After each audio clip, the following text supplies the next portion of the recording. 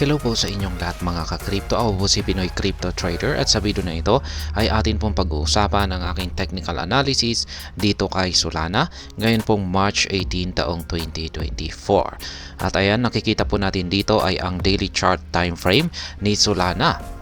At halos nagdiriwang na po ang buong community ni Solana sapagkat na-hit na po niya ang presyong $200 na price threshold.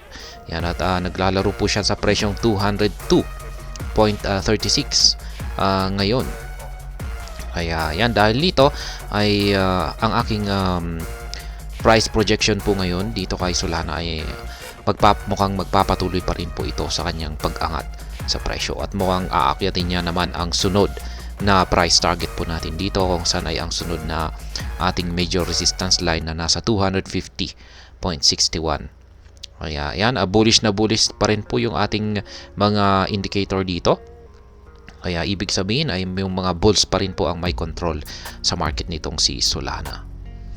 At ayan, bago po tayo magpatuloy ay nais ko lamang po munang bigyang linaw ang aking disclaimer kung saan ang nilalaman po ng video na ito ay hindi po ito isang financial advice. For education and information purposes lamang po ang layunin nito. Maliban po dito ay nais ko na rin pong magbigay babala na wala pong kahit anumang group chat ang Pinoy Crypto Trader.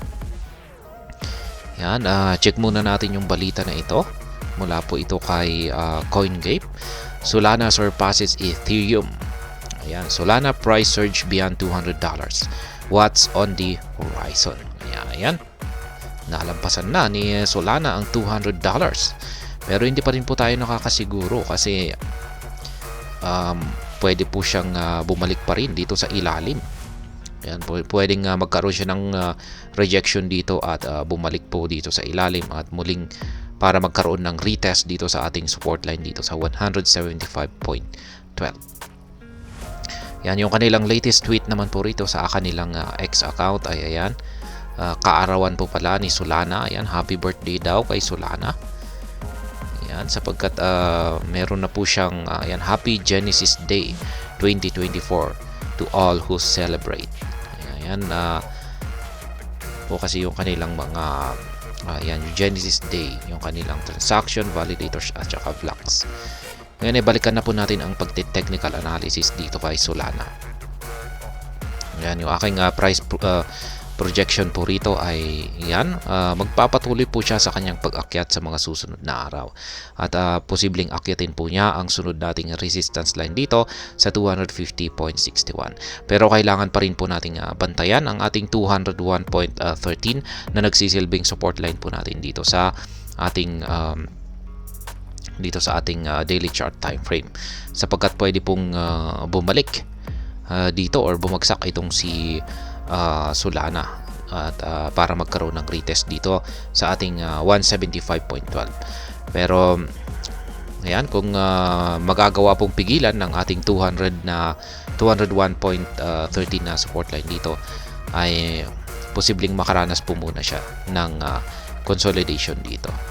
Ayan, pwedeng mag-consolidate muna siya rito. Ayan, kasi mukhang baka napagod po siya. Yan, posibleng napagod po siya sa kanyang pagbabasag dito sa resistance line. Kaya posibleng makaranas po muna siya ng consolidation.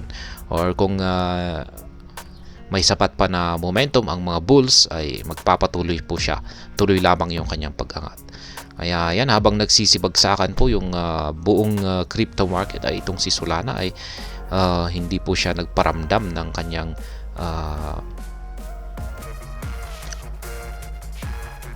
ayan. Yung ating Hall Street indicator naman ay ayan, hindi pa rin po nagbabago. Malusog pa rin habang humahaba ay mas lalong tumataba yung kanyang pangangatawan. Ibig pong sabihin ay uptrend pa rin ang trend direction nitong si Solana. Ganon din po yung ating QQE mode indicator dito. Mapapansin natin na palaki pa rin yung kanyang sukat. Yung mga nabubong sukat nito ay lumalaki ng lumalaki. Kaya yan po yung aking naging basihan kung bakit ko nasabi na may bullish momentum pa rin itong si Solana o yung mga bulls ang may control sa market nito. Dahil dyan ay yan po ang aking naging basihan kung bakit ko nasabi na magpapatuloy lamang po ito sa kanyang pag-akyat or makakaranas muna ito ng pansamantalang consolidation. Yan, check naman po natin yung kanyang weekly chart time frame. Ayan na rin po. Dito sa ating weekly chart time frame ay ayan, umabot po kasi siya rito sa ating resistance line na ito. At mukhang yan nga, nabasag nga niya. Kaya mukhang nagre-retest po siya ngayon. Ayan, nabasag niya pala ito. Kaya update po na po natin yan. Palitan na po natin ng kulay red. Nabasag na po pala niya ito, kaya yan, nagre-retest na po siya rito sa ating support line dito sa 201.13. At hanggang dito na lamang po tayo sa video na ito mga ka-crypto. Sana po ay inyong nagustuhan ang aking paliwanag sa video na ito.